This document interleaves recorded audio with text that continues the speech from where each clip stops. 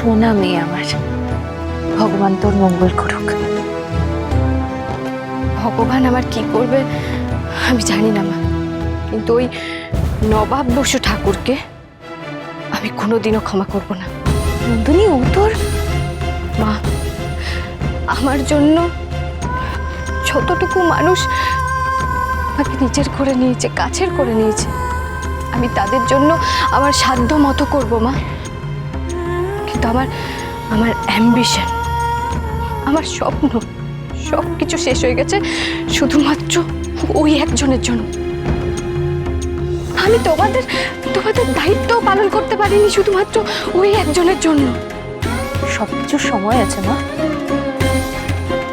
সময় হলে দেখবি তুই তো সব স্বপ্ন পূরণ করতে পারছিস, সবার দায়িত্ব নিতে পারছিস। আর মানুষকে সম্মান করা, সেটাও কি সময়ের সাথে সাথে আসে মা? ওই লোকটা তো এখনো অবধি ভদ্রভাবে দুটো কথা বলেনি আমার সঙ্গে। আর যে যে সম্মান করতে পারে না, তার সম্মান পাওয়ারও কোনো যোগ্যতা নেই মা। কিন্তু কিন্তু তুমি চিন্তা করো না, ওই একজনের জন্য এই পরিবারের দায়িত্ব পালনে কোনো রকম গাফিলতি হবে না মা। আমি আমার সবটুকু দিয়ে চেষ্টা করব সবাইকে ভালো রাখার। তাই যেন হয় মা।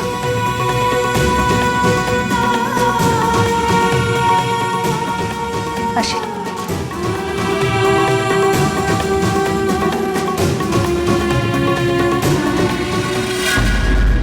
চটপট টাকা বের করো। কত দিল মেয়ে? হ্যাঁ মানে কিছু বুঝতে পারছো না? আমার বাড়িতে খাবে দাবে কলকলাবে, আর মেয়ের থেকে কুড়িয়ে কাছে টাকা এনে একা রাখবে, তা তো হতে পারে না। দাও আমার টাকা দাও। কি বলছো তুমি? আমি আমি বুঝতে পারছি না গীতা। ও বাবা, বুঝতে পারছো না? না এমনি দরজা বন্ধ করে গুজুর গুজুর ফুসু ফুসু করছিলে, মেয়ে তো টাকা দিয়েছে, সবই জানি আমি। হ্যাঁ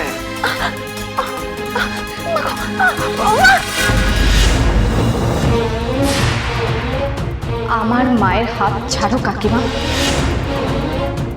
আমার মাকে আমি টাকা পয়সা কিচ্ছু দিই, তাই শুধু সন্দেহের বশে আমার মায়ের সঙ্গে এরকম ব্যবহার করো না কাকিমা। এটা আমার অনুরোধ তোমার কাছে। অনেকবার তোকে বলেছি আমি ঘাসে মুখ দিয়ে চলি না।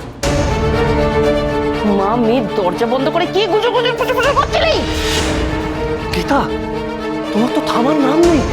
ভুলে গেছো এটা নন্দিনী শ্বশুর বাড়ি। এই শ্বশুর বাড়ি হলো কার জন্য? আমার জন্য, আমার জন্য না তো। এই হাবাদে মেয়ের এই বাড়িতে, এই বনেদি বাড়িতে বিয়ে হয়, এরকম রাজরানী ছেড়ে থাকে? কি সব বলছো তুমি মা? বিশেষ হচ্ছে না তো? সেদিন আমি আমাদের ওই পাড়ার বদমাইশ ছেলেগুলোকে পাঠিয়েছিলাম ভোলার বন্ধ দোকানে ওকে অজ্ঞান করে লুকিয়ে রাখার জন্য।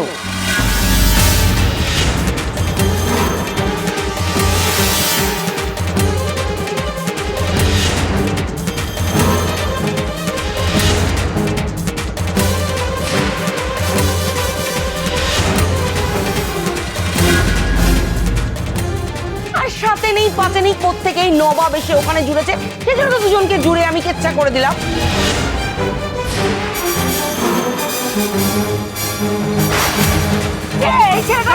এই ছেলেটার সাথে ভোলার বন্ধ দোকানে কি সব করছিল?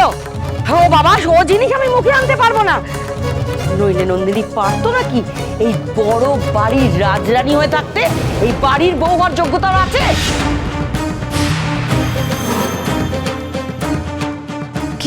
কি বললে তুমি?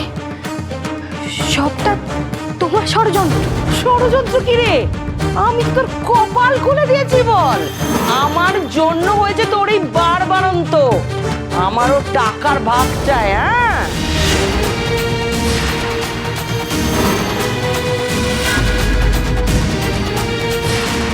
দিদি ভাই, আমি বলেছিলাম তোমাকে নবাবটা ওরকম মানুষই নয়। যে তোমার প্রাণ বাঁচিয়েছে সে কি করে তোমার এত বড় ক্ষতি করতে পারে বলো? নবাবটাই তোমার হিরো।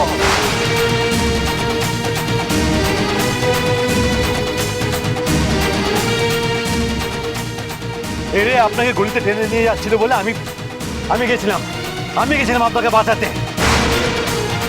কাল রাতে আপনি আমাকে হ্যারাস করার চেষ্টা করেছিলেন, কালকে আপনি আমাকে পারেননি বলে এখন এখন পাড়ায় এসে আপনি কি সব বলছেন? আমি এসেছিলাম। মানে আপনি আমার মুখে রুমাল চেপে ধরেছিলেন। আমি কি করলাম? এটা তো পুকুরে বোঝা নয়, এটা এটা পাপ। আমি পাপ করেছি, পাপ। যেই মানুষটা কিছু জানে না, আমি আমি ওকে সবার সামনে ওভাবে আমার জন্য ওকে এত বড় শাস্তি।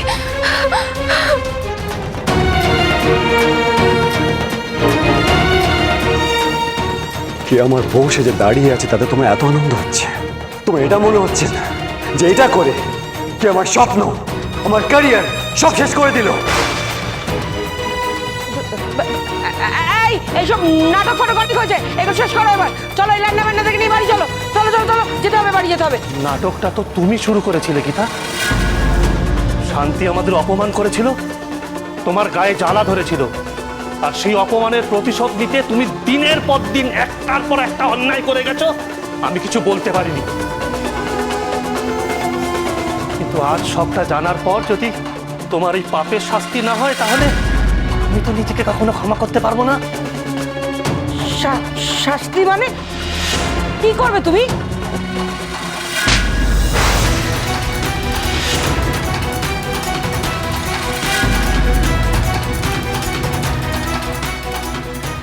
এসব করে কোনো লাভ নেই বাবা। মা যা করেছে তার জন্য মাকে পুলিশে দেওয়া উচিত। দুটো মানুষের জীবন নষ্ট করে দিল। তুমি পুলিশকে ফোন করো বাবা। পাগল হয়ে গেলে নাকি তোমরা? নন্দিনী, নন্দিনী, মা আমার সোনা, আমি ভুল করে ফেলেছি রে। একটু উত্তেজনার বলছে বেশি করেছি, এটা হতে দিস না। আজকে ওদেরকে পুলিশ ডাকছে ওরা। আমায় ক্ষমা করে দে মা, আমায় ক্ষমা করে দে। তুই, তোর ক্ষতি করার কোনো উদ্দেশ্য ছিল না সোনা আমার। আমি চেয়েছিলাম তোমার একটা হিলে হোক। এমনিতে তুই বিয়ে করতি না বল? তুই কি করতি? মাকে ছেড়ে, বোনকে ছেড়ে, ভাইকে ছেড়ে বিয়ে করতি না তো? তাই আমি চেয়েছিলাম তোর একটা হিলে হোক। তুই আমায় ক্ষমা করে দে সোনা।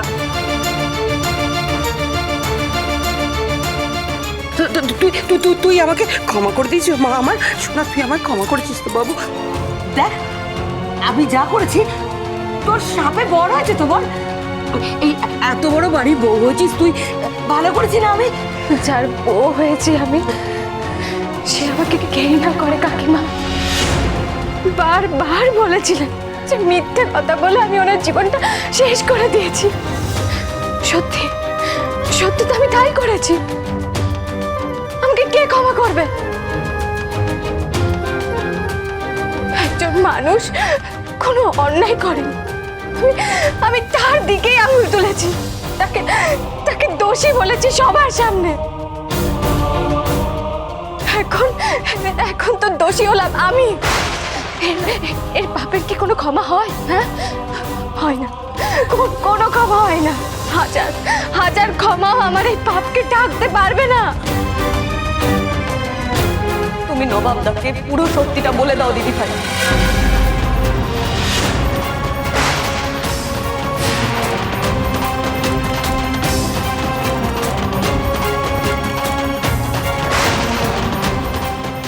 নিজের ভুলটা স্বীকার কর। আপনি একবার আসবেন, আপনার সাথে একটু কথা আছে। চলে যান আমার সামনে থেকে। কথাগুলো তো আপনাকে শুনতেই হবে। সেদিন আপনাকে আর আমাকে নিয়ে জড়িয়ে যে কথাগুলো বলা হয়েছিল, সেগুলো সব মিথ্যে ছিল। কাকিমার প্ল্যান ছিল সবকিছু। আমি জানি না এই পাপের ক্ষমা হয় কিনা, তবুও আমি ক্ষমা চাইছি। ক্ষমা চাইলে সব ঠিক হবে? ইচ্ছে করছে আমার। নবাব নন্দিনী।